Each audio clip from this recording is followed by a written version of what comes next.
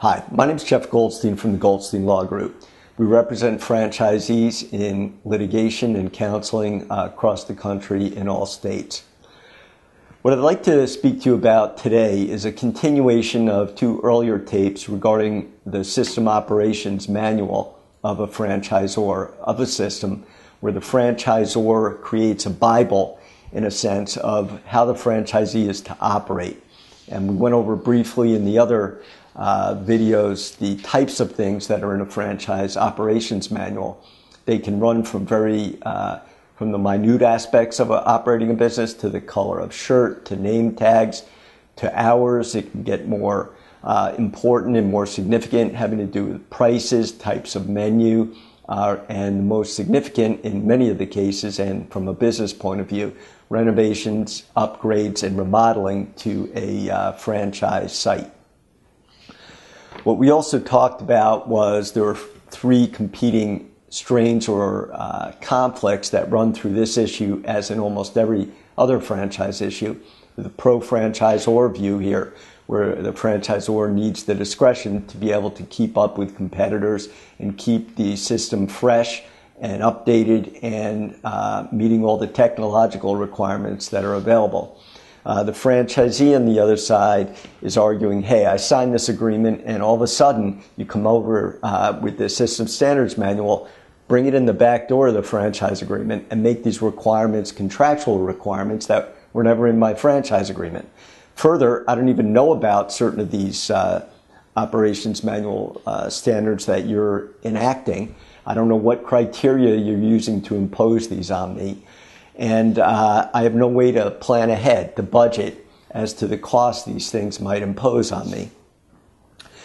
We looked at some state statutes that provide some protection. New Jersey was the interesting one that don't permit a franchisor to impose standards and things of that nature that will be an unreasonable standard of performance on the franchisee.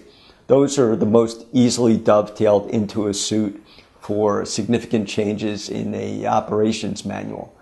Most other states we discussed, there are hooks there, some in Hawaii, some disclosure laws in California, but these statutes are few and far between. However, you can get some mileage out of these things if you do enough legislative history research and you're somewhat creative with those statutes. You can get some relief on remodeling as well as on the operations manual modifications themselves. What I wanted to do was finish off the series on the operations manual by looking at a case from a couple weeks ago.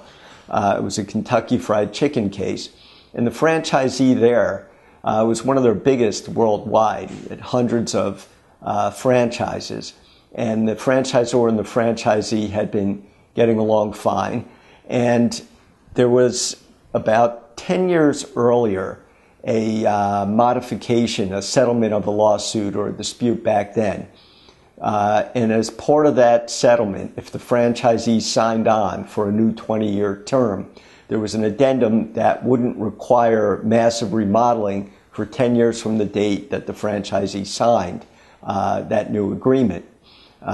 This franchisee with hundreds of franchises entered into different deals with the franchisor because it would have been cost prohibitive with that number of stores. The franchisor, Kentucky Fried Chicken, was willing to negotiate with the franchisee, such a large franchisee. It was in everybody's best interest. And there were 3 or 4 modifications made to that addendum to the agreement that I just described, which settled the dispute previously.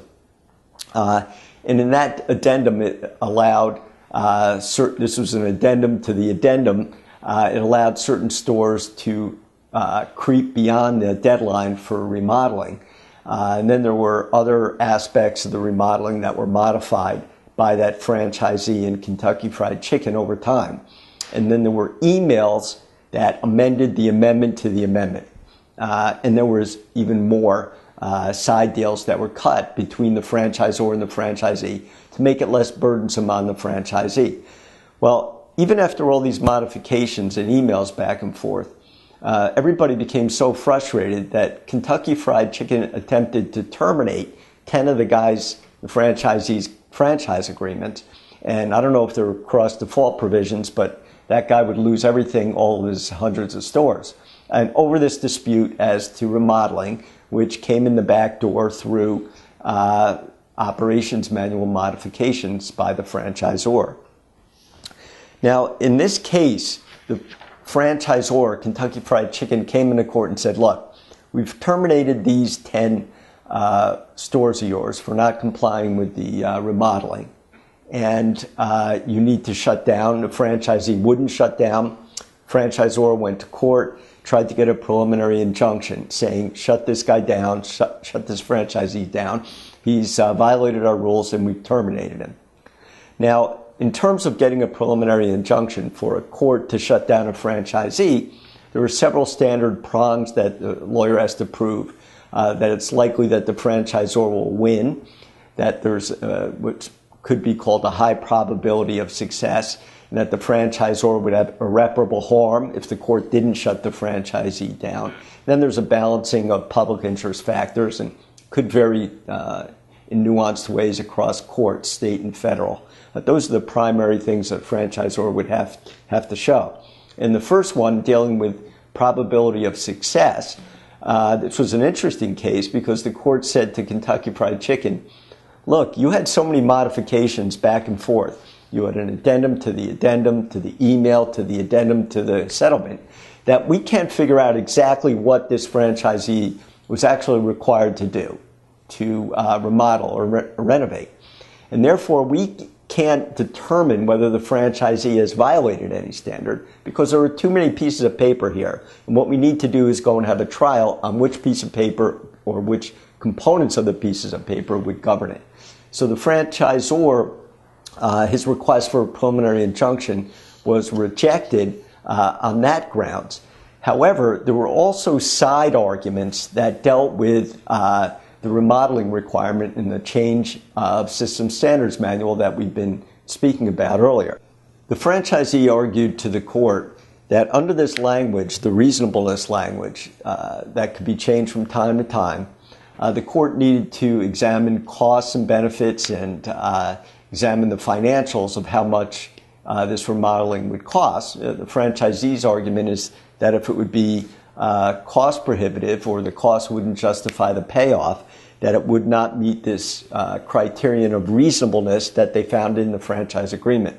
The court bought that argument. However, again, it didn't turn on that. The court's decision didn't turn on the court examining the reasonableness of these cost of the modifications. The court said that the franchisee was right, that under this language it might be a consideration that the court would look to in a trial, and that the franchisee would have a right to present evidence on the reasonableness.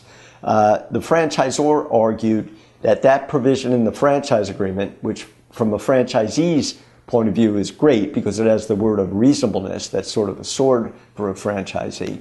The franchisor argued that that provision didn't apply to the new upgrades and modifications. The franchisor made the legal argument that the addendum to the new franchise agreements that required remodeling by certain years, and again, this was the old one that settled the very early litigation between the franchisee and KFC, that had superseded this language in this particular franchise agreement, number one.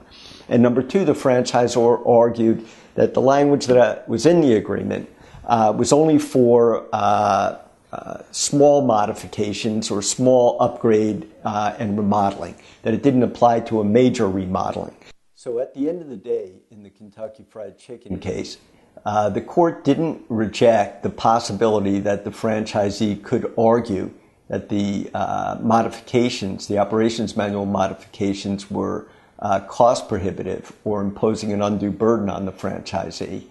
And the court also, at the end of the day, did not tell the franchisor that it was unable to prove through the emails and the addenda to the addendum that the franchisee had actually agreed to undertake this remodeling. So if you're faced with any modifications in your franchise relationship, they can be very small, in which case you may disagree with them philosophically, but they're not going to kill your bottom line. and they can also be very large, in which case you have no choice but to challenge them or you'll be out of business. And I would say that those obviously are going to give you your best chance of winning if you were going to challenge that position or defend yourself in a termination.